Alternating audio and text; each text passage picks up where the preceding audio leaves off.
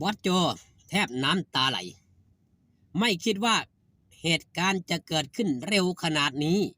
กับรถแห่12ล้อพรีเมียมเหตุการณ์เกิดขึ้นแบบใดนั้นก่อนอื่นขอกล่าวคำว่าสวัสดีครับผมสวัสดีพี่น้องครับป้องปายมิดหมอแคนแฟนหมอลำยินดีต้อนรับเข้าสู่ช่องไทยซีเกตชาแนลสวัสดีไปยังแฟนคลับ FC ลาดหน่อยอุ้งอิงแฟนคลับ FC สาวหน่อยเพชรบันแพงสู้ขู่สู้คนเด้อครับเด้อตกคำยำเย็นมาพอมาพบกันอีกแล้วครับพี่น้อง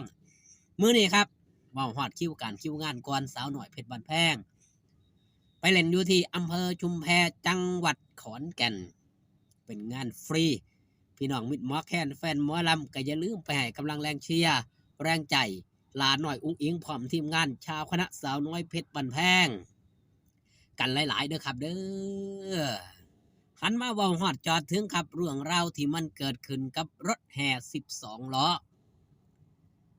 บอสโจจนได้ออกมาโพสต์แบบนี้ครับพี่น้อง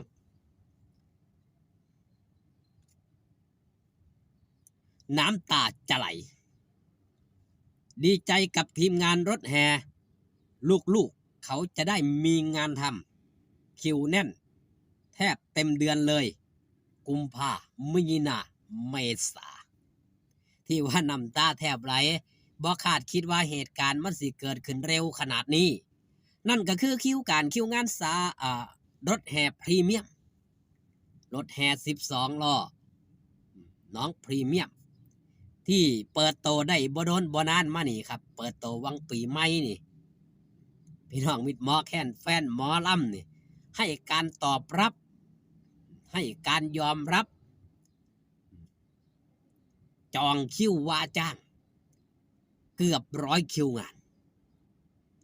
บ่ธรรมดาได้ครับยังบ่ทันมีรถแห่ขั้นใดที่ออกมาโปรโมทขนาดนี้ถือว่าน้องพี่เมียมนี่เกิดได้ใหญ่รุ่นใหญ่มากก็มีชื่อเสียงโลดใหญ่มากก็มีคนหูจักโลดออกมาก็มีคนสนใจโลดเจ้าภาพเจ้าการเจ้างานโทรไปจองมือนึ่งเนี่ย4 หางานบอธรรมดาครับสำหรับน้องพรีเมียมสมกับที่บอสโจเพิ่นวางแผนไว้ทุ่มเทกำลังทรัพย์ที่สิยังครับที่สิสร้างน้องพรีเมียมขึ้นมาพร้อมกับจัดสรรคัดเลือกศิลปินประจำรถแห่เนาะพี่น้องเนาะไม่ว่าจะเป็นน้องฟอร์ดไม่ว่าจะเป็นน้องจีจี้ไม่ว่าจะเป็นน้องพลที่ยังครับที่มาสั่งสีสันพร้อมด้วยอาจารย์นักดนตรีผู้มากความสามารถ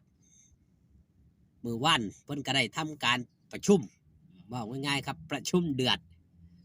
วางกฎวางมาตรการเพื่อยังครับที่ว่าวางกฎวางมาตรการ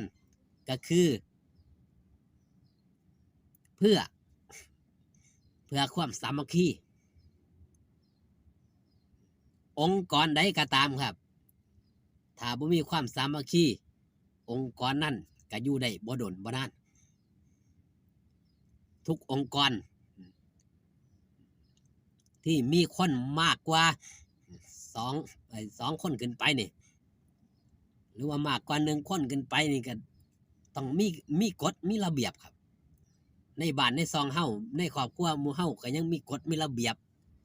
ตอนนี้ครอบครัวรถแห่เพิ่นก็ต้องวางมาตรการวางกฎวางระเบียบเพื่อหยังครับเป็นไปเพื่อความเรียบร้อยของทีมงานเพิ่นได้ลั่นปากออกมาแล้วครับสาวน้อยเพชรบันแพงก็มีงานเต็มแล้วสาวน้อยลำเพลินโชว์ก็กำลังมาแห้งล่าสุดน้องพรีเมียมทั้ง3 หน่วยก็ว่าได้บอสโจนี่ถือว่าเป็นผู้ปกครองที่ลูกดกว่าสันเถอะลูกดกจังไดจังว่าลูกดกครับ 3 หน่วยนี่ก็สิบ่หุ่นล่ะครับบ่แม่นสิ500คนหุ่นบ่ลูกทีมทั้งหมดทั้งมวลลูกเต้าที่นำมาหยังครับนำมาสร้างสรรค์ผลงานให้กับมิตรหมอแคนแฟนหมอลำได้เบิ่งอย่างคิวการคิวงานน้องพรีเมียมทางด้านเดือนกุมภาพันธ์แม่นบ่ครับเดือนกุมภาก็ได้เว้าสู่พี่สู่น้องฟังไปแล้วเดือนเมษาเดือนมีนาถ้าว่าคิวการคิวงานแน่นเอียดเกือบ100คิวงานครับ3 เดือนกุมภามีนาเมษานี่เกือบ100คิวงานพี่น้องมิตรหมอแคนแฟนหมอลำผู้ใดสนอกสนใจอยากได้น้องพรีเมียมไปยังครับไปประดับไปสร้างสีสันในงานในการก็ติดต่อได้ครับ061ถ้าจำบ่ผิดเนาะ9393915นี่ละติดต่อได้ทางสอนุชทางบอสโจทางเลขาที่เพิ่นได้วางแนวทางเอาไว้เพื่อให้พี่น้องมิตรหมอแคนแฟนหมอลำนี่ติดต่อไปว่าจ้างถือว่าเป็นรถแห่ที่มาแรงแห่งยุคเปิดโตอลังการเสริมยังครับเสริมความอลังการฟูลออปชั่นว่าสันเถาะรถแห่ที่เป็นมากกว่ารถแห่เพิ่นได้บอกไว้แล้วครับมันคุณภาพนี่มันต้องดีบ่แม่นว่าเล่นงานนี้งานหน้าเขาว่าได้ว่าสั่นมันต้องดีทุกวันและก็ดีขึ้นเรื่อยๆนั่นคือคำเว้าของบอสโจที่เพิ่นได้เคยเว้าไว้ในที่ประชุมเนาะงานนี้มันต้องมีคุณภาพเพราะว่า